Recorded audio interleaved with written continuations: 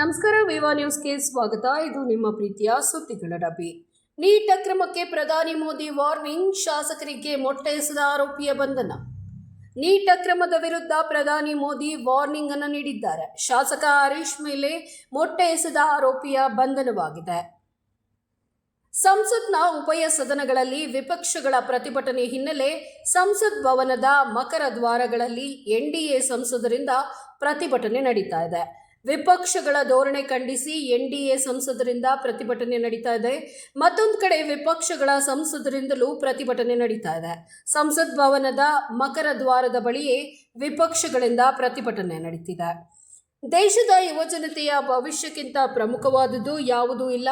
Neat ಪರೀಕ್ಷೆ ಅಕ್ರಮ ಎಸಗಿದ ಹಾಗೂ ಪ್ರಶ್ನೆ ಪತ್ರಿಕೆ ಸೋರಿಕೆಯಲ್ಲಿ ಭಾಗಿಯಾದ ಕ್ರಿಮಿಗಳನ್ನು ಯಾವುದೇ ಕಾರಣಕ್ಕೂ ಬಿಡೋದಿಲ್ಲ ಅಂತ ಪ್ರಧಾನಿ ನರೇಂದ್ರ ಮೋದಿಯವರು ಟ್ವೀಟ್ ಮೂಲಕ ಕಟ್ಟುನಿಟ್ಟಿನ ಎಚ್ಚರಿಕೆ ನೀಡಿದ್ದಾರೆ.